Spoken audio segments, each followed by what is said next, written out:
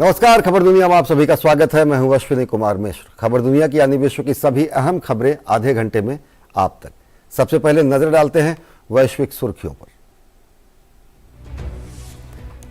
दिल्ली में हुई भारत और मध्य एशियाई देशों के राष्ट्रीय सुरक्षा सलाहकारों की बैठक में अफगानिस्तान, आतंकवाद और कनेक्टिविटी पर चर्चा। राष्ट्रीय सुरक्षा सलाहकार अजीत डोभाल ने अफगानिस्तान में आतंकवादी नेटवर्क के बने रहने पर जताई चिंता।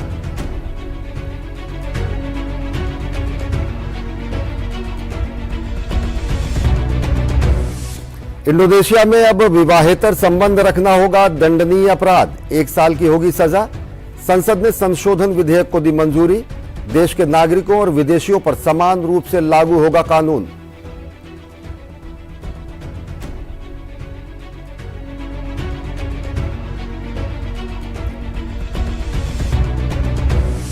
रूस ने कहा यूक्रेन में शांति समझौते पर अमेरिका से सहमत। वार्ता को लेकर अभी कोई कदम नहीं।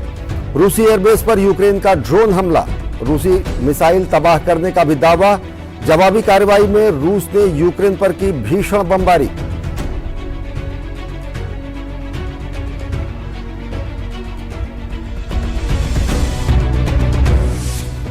यूक्रेन के विदेश मंत्री ने कहा कि रोमानिया और डेनमार्क दूतावासों को मिले संदिग्ध पैकेट।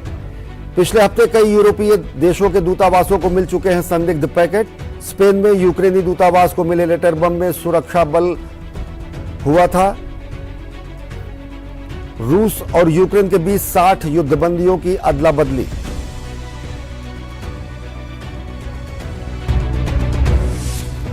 उदयपुर में G20 शेरपाओं की बैठक के तीसरे दिन समावेशी विकास, बहुपक्षवाद और महिलाओं के नेतृत्व के वाले विकास पर हुई चर्चा। भारत के G20 शेरपा अमिताभ कांत ने कहा, भारत की प्राथमिकताओं का बाकी देशों ने किया समर्थन।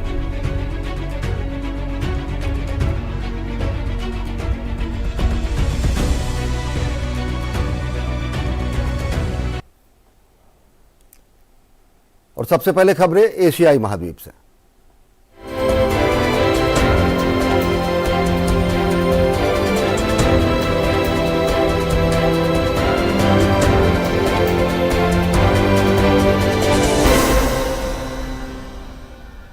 भारत पहली बार भारत और मध्य एशियाई देशों के शीर्ष सुरक्षा अधिकारियों की बैठक की मेजबानी कर रहा है।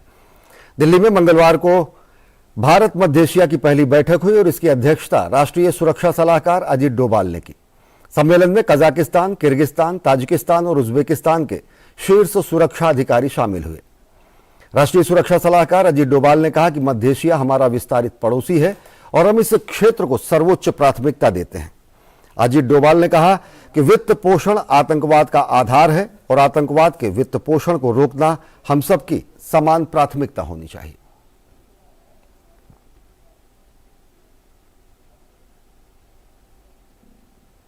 दिल्ली में शुरू हुई भारत और मध्य एशिया के देशों के राष्ट्रीय सुरक्षा सलाहकारों या उनके समकक्षों की पहली बैठक में अफगानिस्तान की स्थिति, आतंकवाद से मुकाबले की रणनीति और कनेक्टिविटी बढ़ाने के उपायों पर चर्चा हुई।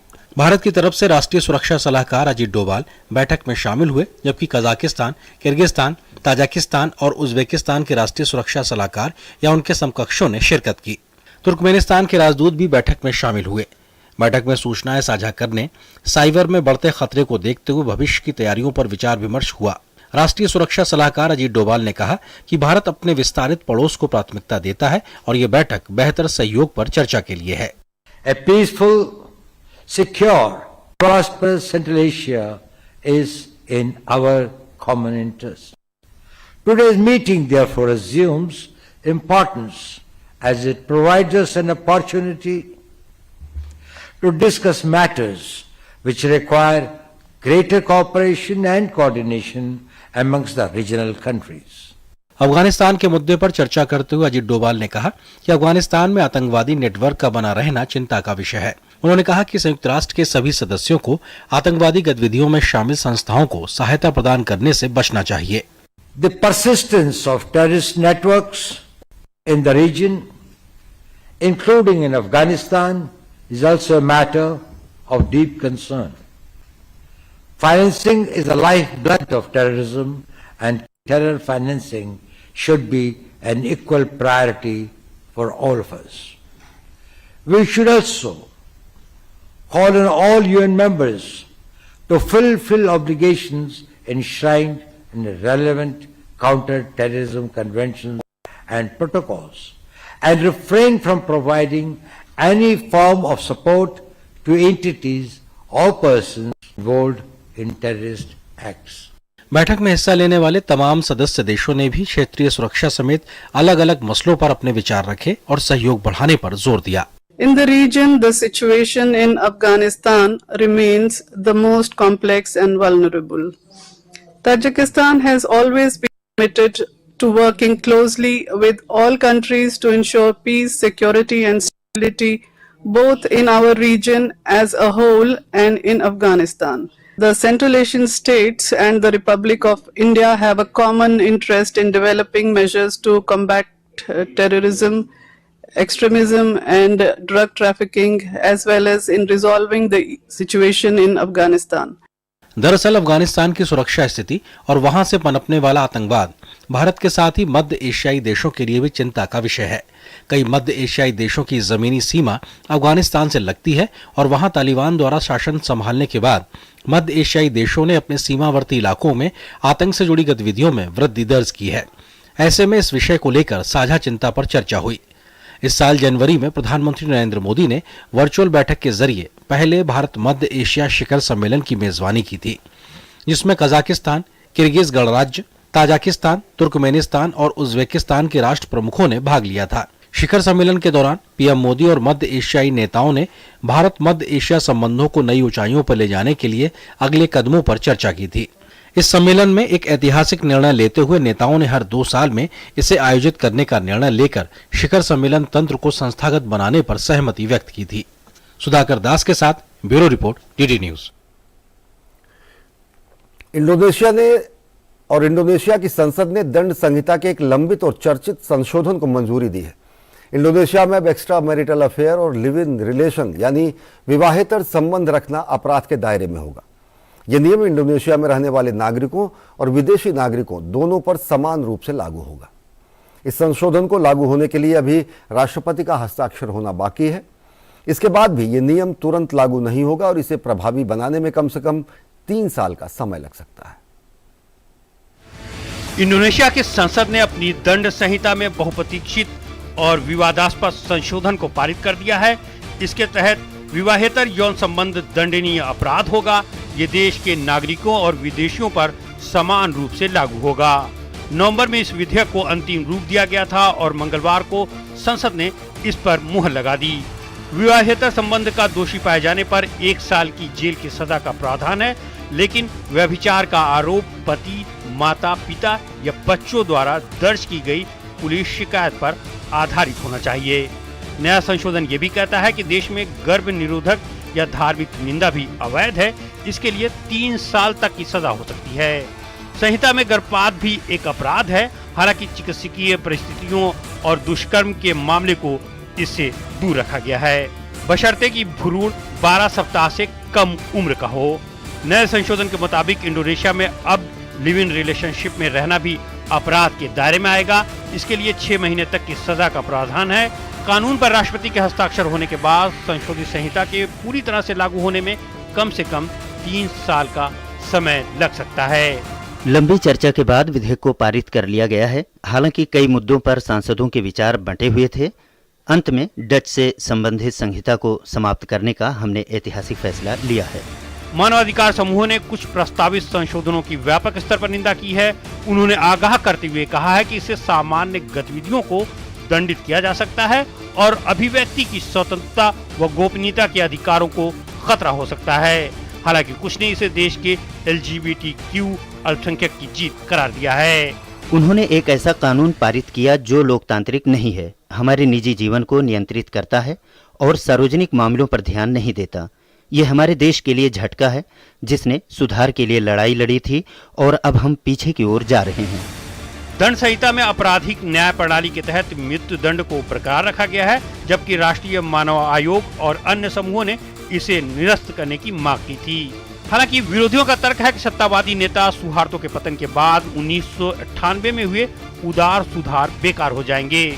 यूं तो इंडोनेशिया में कई धर्मों के मानने वाले लोग बसते हैं, लेकिन मुसलमानों के सबसे बड़ी आबादी वाला ये देश है। 1998 में लोकतंत्र की राह पर लौटने के बाद से पंचशीला नामक एक पंथ का पालन करता है, जो किसी भी आस्था को प्राथमिकता नहीं देता है, लेकिन नास्तिकता को भी स्वीकार नहीं करता है।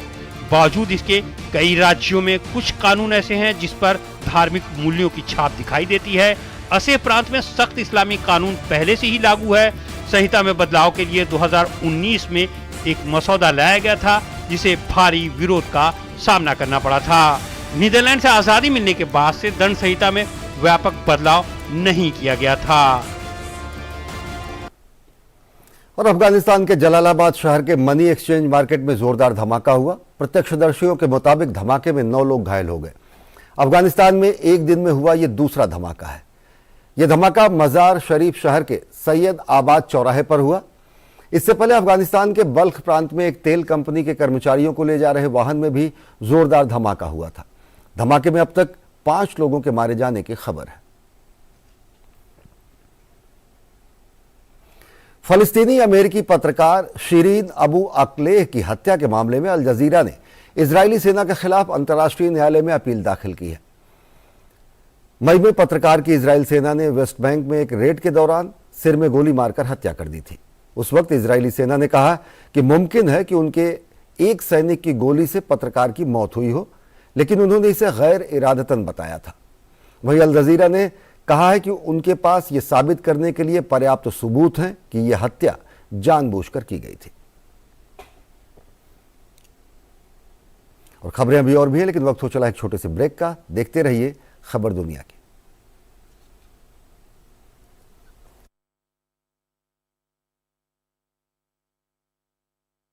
Energy, funding that catalyzes, funding that inspires, funding that transforms, for sustainability and reliability, for investment and development, adding value every day in every way.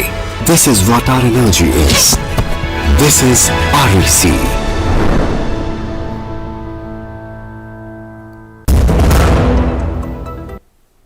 Break के बाद आप सभी का स्वागत है। अब खबरें यूरोपीय महाद्वीप से।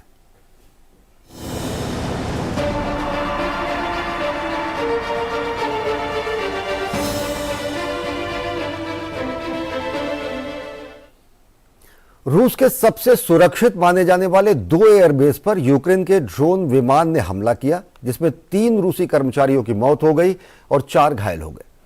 बताया जा रहा है कि इन ड्रोन हमलों में रूस के 2 Tu-95 परमाणु बॉम्बर भी तबाह हो गए। रूसी रक्षा मंत्रालय ने अपने सैन्य अड्डों पर हमलों की जानकारी देते हुए बताया कि उसने 2 यूक्रेनी ड्रोन को मार गिराया है। हालांकि यूक्रेन ने इन हमलों की जिम्मेदारी अभी तक नहीं ली है। करीब 10 महीने के बाद भी यूक्रेन में भीषण तबाही जारी है। अब तबाही के निशान रूस में भी देखे जा रहे हैं, क्योंकि यूक्रेन ने अब रूस की सीमा में घुसकर ड्रोन हमले को अंजाम देना शुरू कर दिया है।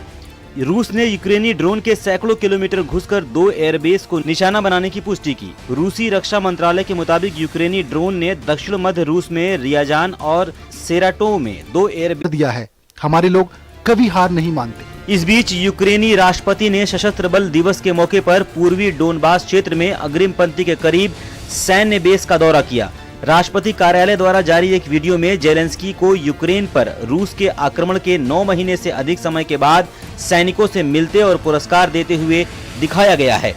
उधर एक दिन पहले रूस के राष्ट्रपति ने कुछ दिन पहले हमले में क्षतिग्रस्त हुए क्रीमिया पुल का दौरा कर मरम्मत कार्य की समीक्षा की।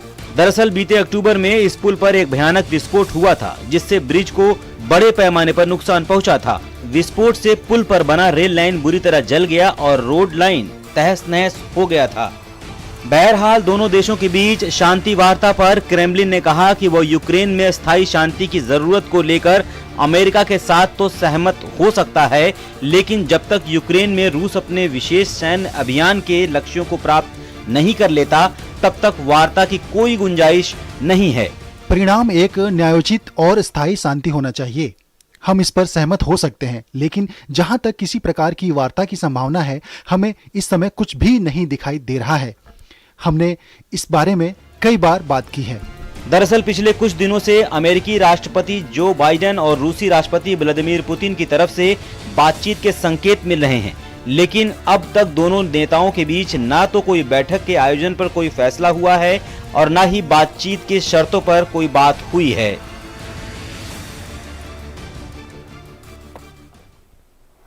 और दक्षिण जर्मनी में स्कूल जा रही छात्राओं पर एक व्यक्ति ने चाकू से हमला किया। हमले में 14 वर्षीय छात्रा की मौत हो गई और 13 साल की एक दूसरी लड़की घायल हो गई। पुलिस के मुताबिक संदिग्ध हमलावर शरणार्थी शिविर से बाहर आया और उसने छात्राओं पर हमला कर दिया। हमले में घायल एक लड़की की अस्पताल में मौत हो गई। मामले में जर्मन पुलिस ने 27 वर्षीय हमलावर को गिरफ्तार कर लिया है। पुलिस अधिकारियों के मुताबिक वो इरिट्रिया का शरणार्थी है। और अब खबरें G20 बैठक से जुड़ी हुई।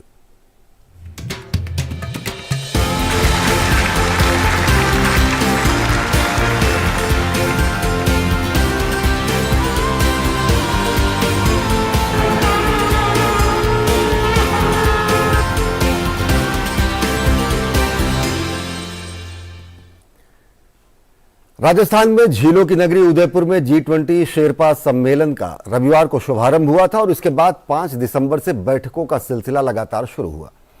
उदयपुर में जारी भारत की अध्यक्षता में G20 शेरपा बैठक में चर्चाओं का दौर संपन्न हो गया। इस दौरान प्रमुख वैश्विक मुद्दों पर विचार विमर्श हुआ। G20 शेरपा अमिताभ कांत ने भारत द्वारा निर्धारित प्राथमिकताओं के प्रति समर्थन जताने के लिए प्रतिनिधिमंडलों का आभार व्यक्त किया। बैठक के बाद सभी शेरपा शिल्पग्राम गए, जहां वो भारतीय कला और संस्कृति से मंत्रमुग्ध नजर आए।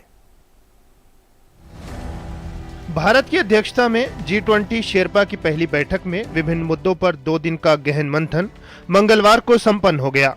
मंगलवार को जिन विषयों पर चर्चा हुई उनमें समावेशी विकास, बहुपक्षवाद और महिलाओं के नेतृत्व में विकास के साथ साथ खाद्य, ईंधन और उर्वरक, पर्यटन और संस्कृति से जुड़े मामले शामिल हैं।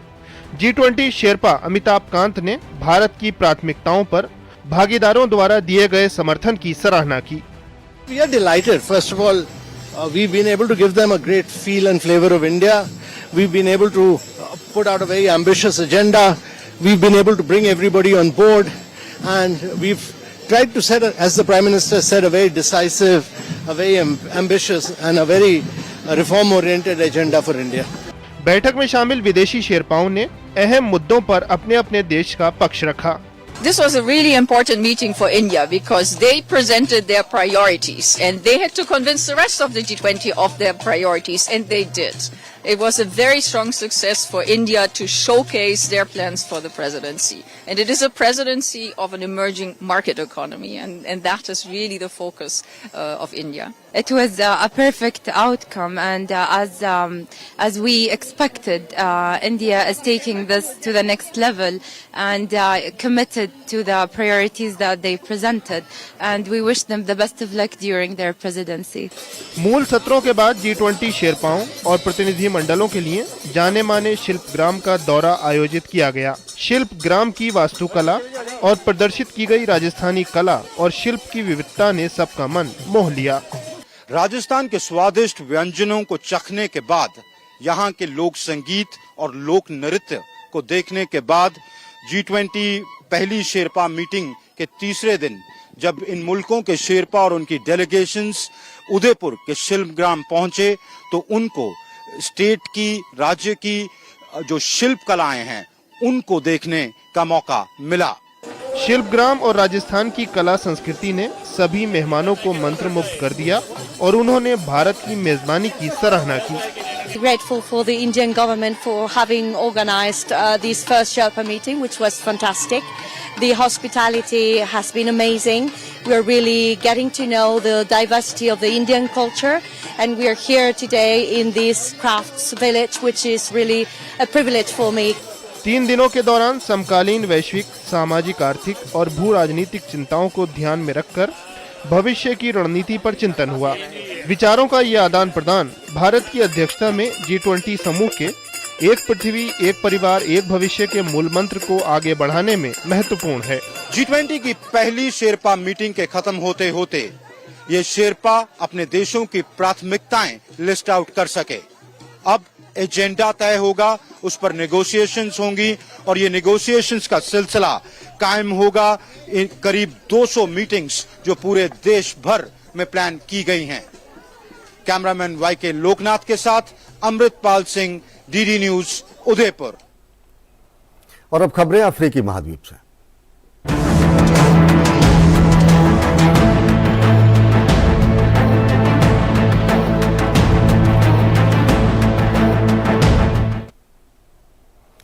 कांगो में किशुसे शहर में पिछले सप्ताह हुए नरसंहार में 272 लोगों की मौत की पुष्टि हुई है। डेमोक्रेटिक रिपब्लिक ऑफ कांगो की सरकार ने सोमवार को कहा कि पिछले सप्ताह किशुसे के पूर्वी शहर में एक नरसंहार में 272 नागरिक मारे गए, जो पिछले अनुमान से 50 ज्यादा है। कांगो की सरकार ने M23 विद्रोही समूहों पर नरसंहार का आरोप लगाया है, तो वहीं विद्रोही समूह ने इन आरोपों का खंडन किया है।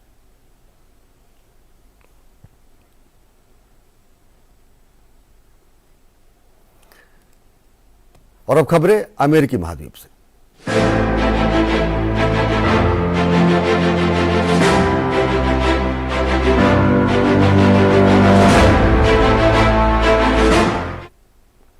अमेरिका के नॉर्थ कैरोलिना में 2 पावर स्टेशनों पर हुई गोलीबारी की जांच FBI कर रही है। हमले के बाद हजारों लोग परेशान हैं क्योंकि उन्हें बिना बिजली के रहने के लिए मजबूर रहना पड़ रहा। मूर काउंटी में व्यवसायों, दुकानों और रेस्तरां को बंद कर दिया गया है। ट्रैफिक लाइट बंद कर दी गई है। हमले के बाद इमरजेंसी शेल्टर्स बनाए गए हैं। आपातकालीन स्थिति घोषित है और स्कूल भी बंद है। और अब आइए आपको दिखाते हैं विश्व संस्कृति की एक झलक।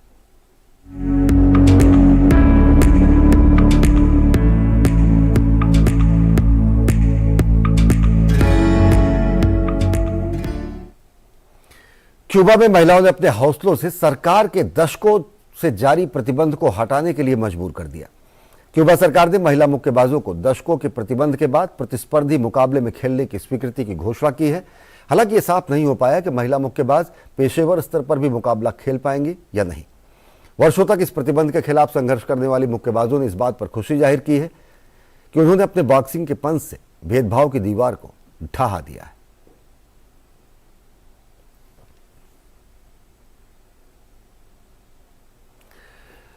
और खबर दुनिया के आज के अंक में फिलहाल इतना ही। हमारी पूरी टीम को दीजिए इजाजत। देश और दुनिया की ताजा तरीन खबरों के लिए देखते रहिए DD न्यूज। नमस्कार।